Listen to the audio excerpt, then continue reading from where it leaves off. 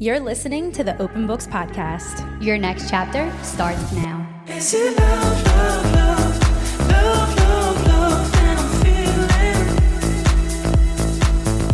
Is it love, love, love, love, love, love that I'm feeling? Is she the one? Hello, and... Oh, wait, just leave it out. Just leave it. Hello. Welcome back to the Open Books Podcast. That's the worst intro ever, but we're just going to leave it because that's real life. Hello. Today we are discussing First Lie Wins, which feels like it took an eternity to finish this book.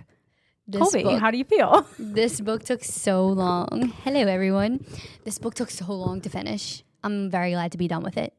Me too. And it's not that we didn't like it, which we'll get into. But I just couldn't finish this book.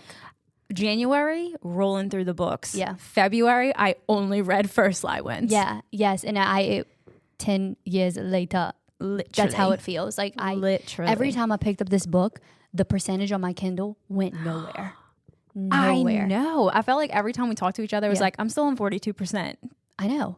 But I'm reading. I don't understand. But I do think something that I did a lot was picked it up at night when I went to go to sleep, and I would fall asleep.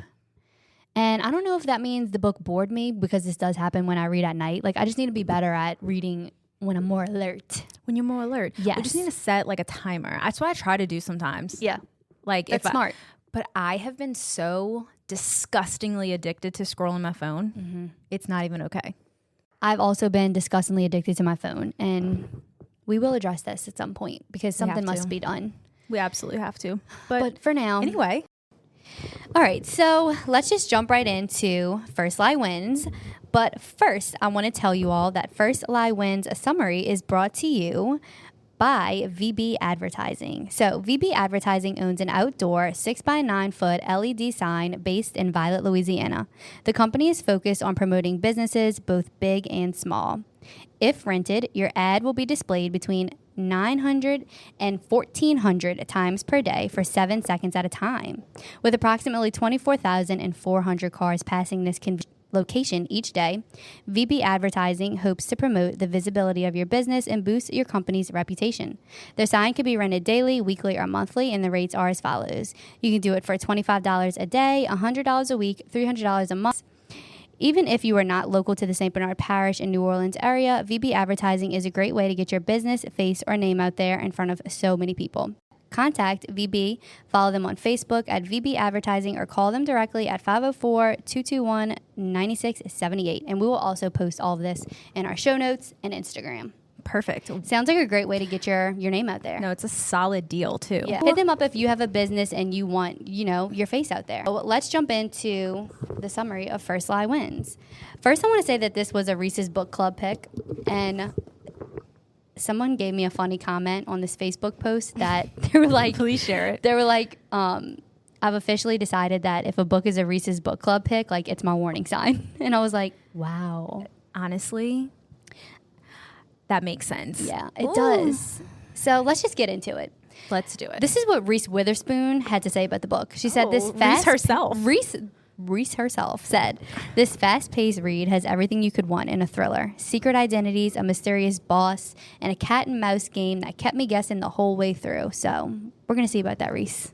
Yeah, Reese, let us be the judge of that. Exactly. All right, so here's the summary, y'all. Evie Porter. She has everything a nice Southern girl could want. A perfect, doting boyfriend, a house with a white picket fence and a garden, a fancy group of friends. The only catch is Evie Porter doesn't exist. Evie's job is in the business of being secretive. Since she can't spend a childhood... Excuse me? Can I talk? That's not correct. Excuse you? Excusez-moi. Since she has spent a childhood with her mom, who she called Mama, being pretty poor, she decided she wanted to live a different type of life when she got older and almost got caught for stealing. She was saved by Mr. Smith, who then brought her into this business. She got into a secret and oftentimes dangerous business with a mysterious mastermind named Mr. Smith. So, this Mr. Smith controls shady operations all around the country, and Evie has worked her way up into one of his top assets. The identity comes first, Evie Porter. Once she's given a name and a location by her mysterious boss, Mr. Smith, she learns everything there is to know about the town and people in it. Then comes the mark, who her most recent mark is named Ryan Sumner. The last piece of the puzzle is the actual job. Now, that was like the description that came straight from the book. So basically, Evie's job is she goes on missions for Mr. Smith where she has to assume new and fake identities to achieve different things. For example, one of her jobs included becoming a nanny for a family that included a mother who was an alcoholic and a distant father who spent most of his time away at work, and a 5-year-old son named Miles who just needed attention. So her role as the nanny was to obtain a special flash drive that belonged to the father. Another one of her jobs was to become a part of a politician named Andrew, supposed to become a part of his campaign party in order to get close to him and sabotage him by catching him doing something nefarious like cheating on his wife. Another one of her jobs was to spy on some college coaches and recruiters and get one of them fired. Evie oftentimes went rogue and did not follow the exact directions given to her for several different reasons that we'll come to find out. This caused her to almost fail and not complete the mission a few times, but also taught her to be super vigilant about what she's doing and to try to always stay one step ahead of her boss, Mr. Smith, because she realizes that in the end, she's disposable to him, and working for him puts her at a really high risk of being harmed if she doesn't do what he wants. So her job in the present day in the book is to make a man named Ryan Sumner fall for her. That way she can be inside part of his shady operation that he runs out of Texas, where he has illegal things shipped and distributed through his reputable company for a really large profit. Mr. Smith sent Evie there to find out inside information on him, but Evie's real name, her childhood name, is Luca Marino. While Evie isn't privy to Mr. Smith's real identity, she knows that this job is going to be different. Ryan has gotten to her, and she starts to actually fall for him. She's starting to envision a different sort of life for herself with Ryan, but she can't make any mistakes, especially after what happened in her last job, where she almost failed a mission completely. Because the one thing she's worked for her entire life to keep clean is her original identity, which she always wanted to go back to. This was Luca Marino. But someone named Luca Marino walked right into her town. Mr. Smith actually hired another woman to come into town and pretend to be the person that Evie once was, her original identity. He did this as a way to throw Evie off and basically warn her that he's always watching her. As soon as she finds out when the police come to question her that she's actually a suspect in an ongoing investigation for a woman from one of her past jobs, and that's because Mr. Smith put her on the radar of police by sending in pictures of her at the scene of the woman's death. Evie Porter must stay one step ahead of her past throughout the book, and she does this while working with someone she hired years back named Devon, who's basically like her eyes and ears. They communicate through a series of fake Instagram accounts and comments to remain very secretive. Evie ends up going back to Alabama to be questioned by the police about said incident from her past job, and Ryan, her newest target and now fiancé, tags along with her. She tries keeping Ryan at arm's length, knowing that he's somewhat of a criminal himself, and the two of them seem to enjoy playing house together while keeping secrets from each other. On their road trip to Alabama, Evie makes some stops along the way that show us as the readers that she's always been a few steps ahead of her boss, Mr. Smith, figuring out his secrets and ways of business along the way and playing the part that he gives her. She does all of this while making sure that there's still a future in front of her, because she knows that once she crosses Mr. Smith, there's a chance that he will kill her. We start to learn that Evie's goal really seems to be out of this business and away from the harsh reign of her boss. The book basically ends when we find out that Evie has been calling all the shots for the past 4 years.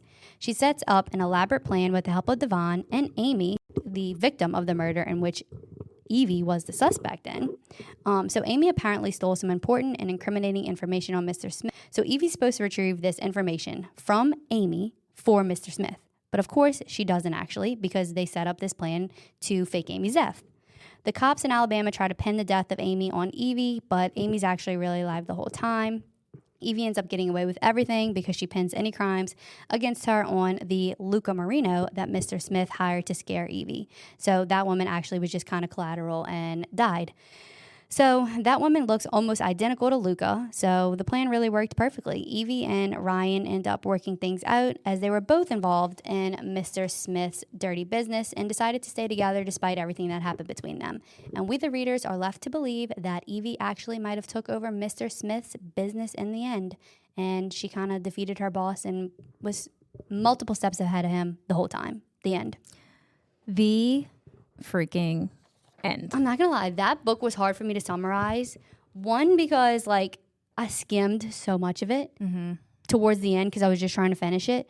And 2, like, it really was kind of confusing for me. I think we stretched out reading it Yes. so much. This is what I was telling my mom too, because she loved the book and read it in like 2 days. And I'm like, what? It's taking me an entire month to read an average size book. Yeah. But I think because I think both of us would put it down, pick it up, put it down, pick it up, that Exactly. we were not as invested as we are in other books. I still liked it. That's the weird thing. Like, I enjoyed I it. liked it too. And I almost feel like if I reread it in like a year, I might fall in love with it. Yeah, I agree. And like now looking at the story as a whole, I'm like, that really was a very interesting plot. Like, Yes. I really appreciated And the it's plot kind of of the different story. from what we read. Yes, So- definitely. Should we jump in to Yeah. our analysis? Let's do it.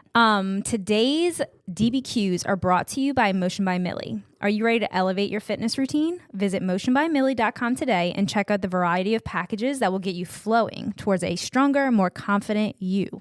Your body will thank you. So let's go ahead and jump in. Throughout the novel, Evie assumes various identities for her assignments. How does this constant change impact her as a person? Okay, this is kind of like my whole thing with the theme of the book too, is how does constant change impact you as a person? Or like, how does lying so much impact you as a person? Because that's essentially what she does so much of the book. But, and I don't know if we're gonna have a question about lying, but the way in which she lied was so interesting to me because she always had like snippets of the truth, especially at the end when she was with the police. That's what made her so good. Exactly. Because she was so good at lying that she almost was telling the truth when she lied. Right. And I think it might tie into another question. Okay. But we can definitely talk about it here. Like, I feel like it ties in perfectly. Okay. I think that's why, because she constantly was like, I'm the best. Mm-hmm.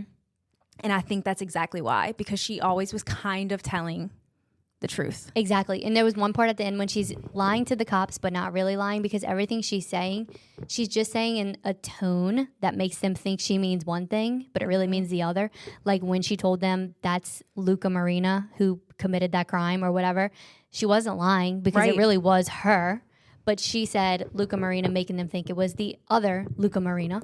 But it wasn't. It was her. Because she tied it in so many times, the first lie wins. And basically what she meant by that was just like the first lie you tell is the most important because it sets the tone for all the other web of lies that you're going to spin. And like if you have a solid first lie, you can just keep building off of it.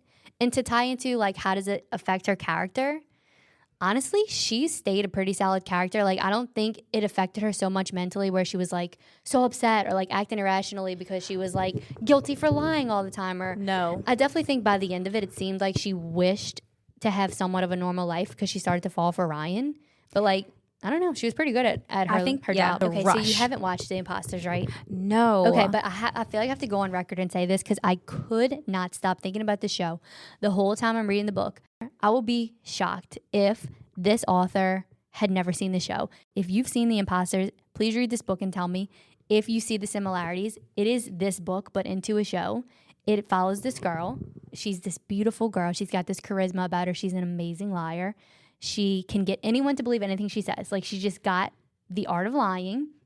She works for someone called the Doctor, who is Mr. Smith. Shut up. Yes, her job, but hers is all about making people fall in love with her. So they target people who have a lot of money and they basically steal all their money. But she is hired to go and marry these people. And then like a couple weeks after they get married, they take all of their money and she moves on to the next person. But I just kept thinking about how similar they were the whole time. Imposters is a great show though. You really should watch it. I should watch that. It's really good. I'm going to add it to the list of things. Yes. Mr. Smith plays a pivotal role in the story, orchestrating Evie's assignments and testing her loyalty. What are your theories about Mr. Smith's motivations? How does he manipulate and control Evie? Well, apparently Mr. Smith wasn't that fucking good at his job because Evie was 10 million steps ahead of him the whole time. Hello. That's what I was thinking too. Yeah. But I don't know. For me, I feel like it was obvious that Mr. Smith felt that, I'll go back to Luca when she was Luca, was, I hate to say naive, but I think at the beginning when she was younger, she was. Yeah, I think so too. And Like her easily- first couple jobs. Right. And even when he like got her into the business, like Yeah. easily swayed because I think she was like motivated to help her mom and motivated by the money. But again, like little did he know Right. that she was going to boss the fuck up. Yeah. She really did. Like, she was like, you thought, bitch. You fucking thought. So like, was that also a lie? Like her? That's the thing. Is Luca an unreliable narrator, in your opinion? I guess not, because For me, I don't think. no, because if you really caught on, it was kind of obvious throughout the book that she was on to him. She just like didn't tell us everything until the end. But I think that she was way smarter than Mr. Smith in the end. Oh, 100%. Like, he met his match with her. He met his mother Yeah. effing match. Yeah. Both Evie and Ryan are morally ambiguous characters. Despite her criminal life, Evie has lines she just won't cross. Does her behavior redeem herself, and why or why not? Okay, yes, they're both morally gray characters because they do commit crimes as far as like fraud. But Evie always kind of seemed to try and take the higher ground or try to do the right thing, like how she ended up helping out Andrew, that politician. Yeah. Because she was like, this man, he's a good man, Savannah. He's a good man. She knew Andrew was a good man. He was not going to cheat on his wife. She was like, y'all are crazy if you think that you can't get him. Right. You won't catch him slipping. So she still fucked over the other politician, but he was kind of slimy. So she saved the good politician. So she was kind of like 50-50 for me. I know, and it's so weird. And I guess what I'm about to say is literally what makes a morally great character. Yeah. Because I know what she was doing was technically illegal. But like while I was reading it, I was like, it's not bad. Do you know what's so funny that you say that? When I was reading it, I was like, I think another reason why I can't get into this book is because it's not fucked up enough. Like, it was I like, told my mom that too. there's no murder. You like when I there's found no out she did kidnapping. right. Hello. There's no disturbing tying up of women. Like, She's just a con artist. yeah, exactly. I was like, just a con artist. right. I'm like, okay, she's lying a little bit. Like, next.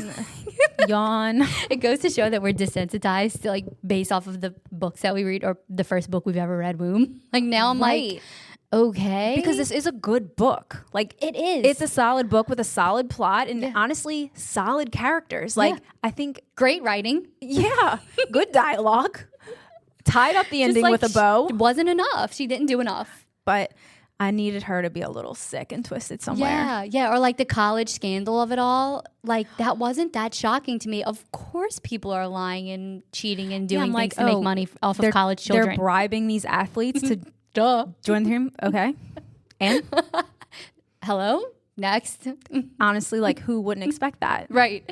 So I think that played, I swear to God, I really was thinking it throughout the book. I'm like, okay, when's something crazy going to happen here? Yeah. But I think that's on us, not the book. No, it's deep it's within an us thing. Yeah, definitely. So Evie turns to a life of crime, speaking of, to pay for her mother's medical needs. Like, Right, as she should. okay, like, who wouldn't? Considering today's high healthcare costs, Hello. do you sympathize with Evie's choices? Should she have continued a life of crime after her mother's death? I did sympathize with Evie, especially in the beginning. She was so like slick with it in those first couple scenes where she was like conning the rich people. Healthcare is sick. It's the biggest lie of the century. It is the big, yeah. First lie wins. What? Healthcare. Healthcare. Like, it's crazy how much like insurance doesn't even cost. I mean, cost. Yeah. Baby. Yeah, Also expensive. We could go on and on about that for days, but it's so But true. She continued that life because I think that's all she knew. Now, could she have made different choices and like, I don't know, tried to get a real job? Sure. But I still, Who needs that?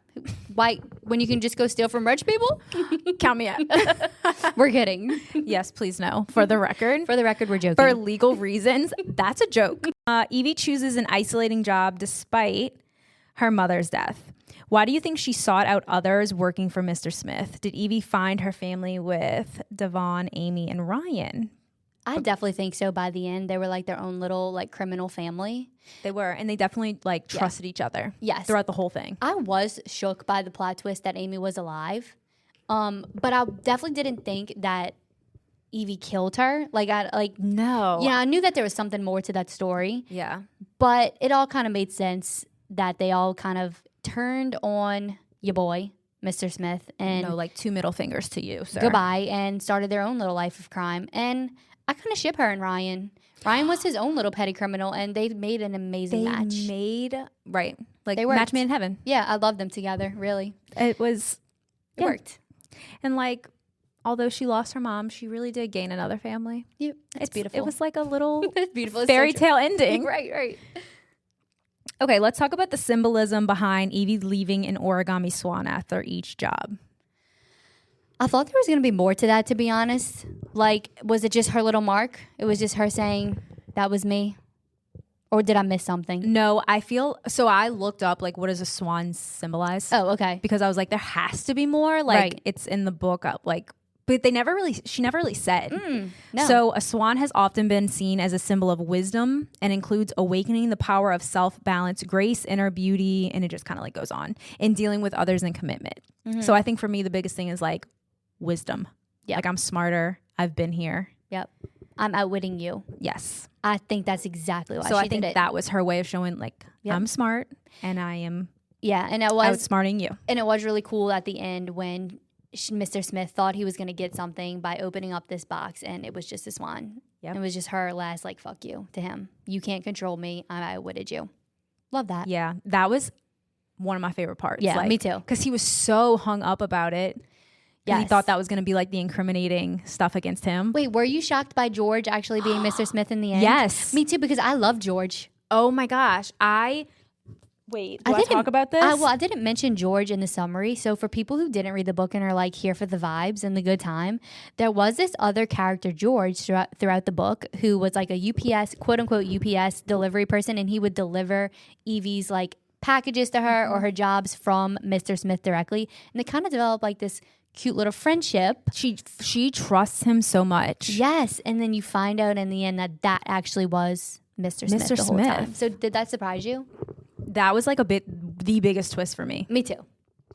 I thought George was like this little cutie, little Yeah. UPS driver. So I always thought it was just like so ironic that one of the men that she trusts the most actually turned out to be the man that she wanted to bring down, So true. his little empire. Yep. I was like, damn. Not George. Georgie. Georgie. Yeah, I was shocked by that. So as you mentioned earlier, that this was a Reese's book club pick. So because of that, the novel gained significant attention. In your opinion, what elements make it suitable for a book club discussion? Well, the moral gray character of it all. I 100% think that this is a great book club pick. Once again, it's an us thing that we just prefer things that are more enticing. I don't know what to say other than that. I still like the book. I think there was lots to talk about. I think Evie's character was really fun to read about, and the plot was different than any book I've ever read. And like, I get the hype of like the cat and mouse chase trope. Yeah, It's just like not my favorite. completely agree with that. Yeah, petty crime stories, fraud, and like the cat and mouse of like, it makes me think of, now this book is completely different than Haunting Adeline too, but like the chase, to me, it's like that drags a book on, like get to it. So I think that's kind of where I stand, but I do get why this book was hyped up and why it was a good like book club choice. For sure. I also think like the characters and the plot really did make it Me too. a good book And club. I think it's getting picked up for a movie. I listened to No shit. Yes, that fast. That's crazy because Yeah. this is like a newer book. I listened to a podcast where the author did an interview. She said it's already got picked up by a movie and the script is being written. Wow. Yeah, and she was talking about like her motivations behind the book, and I found this interesting. She's actually a YA, like young adult author. That's what she's used to writing. This is her first like adult novel. She did a good job. She is, and she did, and she was like shook by the response from it, and she's very excited that it's getting turned into a movie, and I think it's going to be a great premise for a movie, aka The Imposters, which is a great show. I wonder good who's going to play plot. Evie. You mentioned the cat and mouse trope. Yes, Honestly, I feel like our tropes are like the husband-wife situation. that's so true. Yeah, Like a mental illness, trauma, stalker, killer, Yes. family, psych. I feel like it's very much what we like. kidnapping, psychological thriller. I love family psychological thrillers. Right. I feel like we've really like covered everything. Do you think Yeah. though that she can live a happy life with Ryan? Yeah, I just wonder, like, are they going to try to outsmart each other? You know, Yeah. they're two liars. they were very comfortable lying to each other. Or maybe they'll just have like little liar babies. Yeah, they'll just come out the womb lying. The sky is And purple, Dad. Continue the family business. I could see that. Do you think that Evie's going to continue? Yes. I do too. Yeah, I think they're just going to thrive. I think they're going to do it together. Yeah, because really he was do. already rocking and rolling with his illegal business. Yep. And he was rich He as hell already from knows. it. Yeah. Yeah, I think it's going to work out for them. And the most important question is, if you would choose one character to take to dinner, you're going to Mimi's. Who are you taking? I want to take Evie, and I want to be up for the challenge to see who can be a better manipulator. Like, I would make it fun. Like, I would take Evie, aka Luca Marino, and I would take on my own identity and just pretend to be someone else. Because she does it, so why can't I? Right. That's what I Period. would do. Yeah, I would definitely want to take Evie too, Yeah. and just like pick her brain. Yeah. Like, what is it like? What's it like? What's it like? Must be fun. It must be fun. So that's our discussion-based questions for First Lie Win. But before I forget, I do want to say that the discussion-based questions I did find from a website, wroteabook.org. Wroteabook.org. So I definitely wanted to shout them out. Shout out. Well, So- I do have 3 different reviews, and this came from some comments on Facebook on a post that I made. So Hannah said, I devoured this one in about 2 days. I like the switch in timelines from Evie's past to present. I also appreciated the romance, but that it wasn't over the top sex scenes like Colleen Hoover usually does. Amen. Yes, I took that one down because I completely agree. I loved Evie and Ryan's like story and their little love story of crime, and I did there wasn't too. any sex involved. It No, wasn't and you necessary. could tell that they were into each other. Exactly. We got the point. Next, Laura said, I enjoyed it, but it wasn't worth all the hype it was getting. It felt very young adult, or is it new adult? ? The way Evie was acting was very annoying, and it all being tied up in a bow ending bothered me. Oh, Interesting. That's a very interesting perspective. Yeah, I love bows that are tied up in a book. Bows that are tied up in a book. Okay, I do have one Yes. bit of something to add. At times, did it feel a little too far-fetched? Like you're communicating with Devon Through Instagram. through Instagram comments?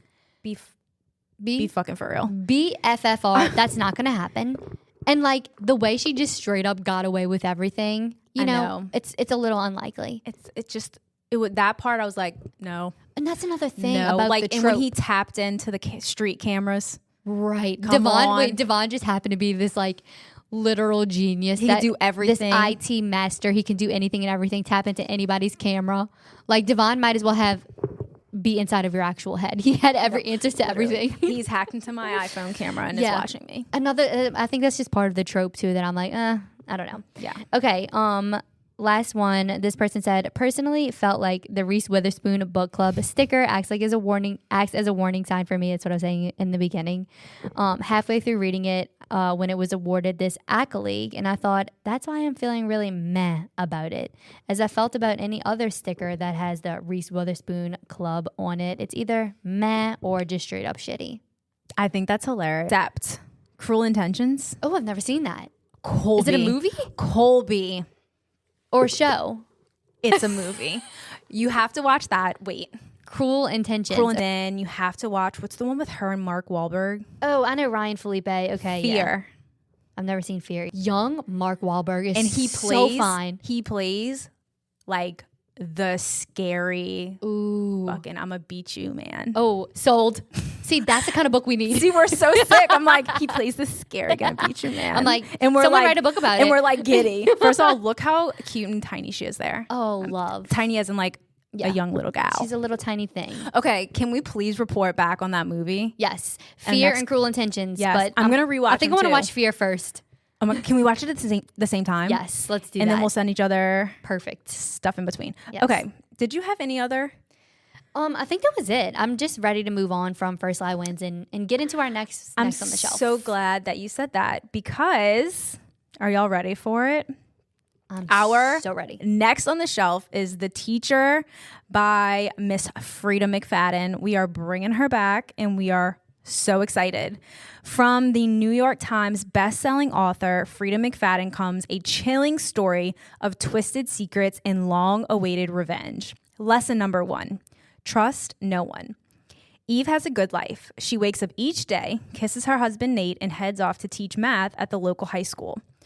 All is as it should be, except last year, Kasem High was rocked by a scandal involving a student-teacher affair with one student, Addie, at its center.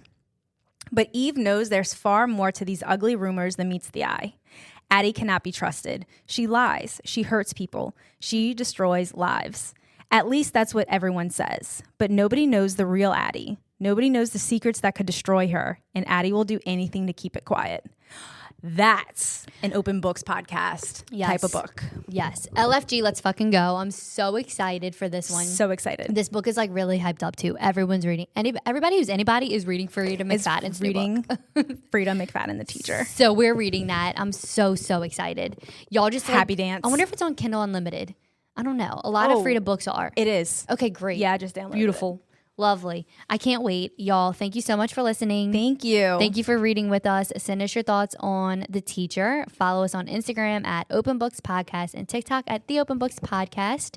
Interact with us. Be our friend, and we'll catch y'all on the next one. Sounds good. Love you. Love y'all. Bye.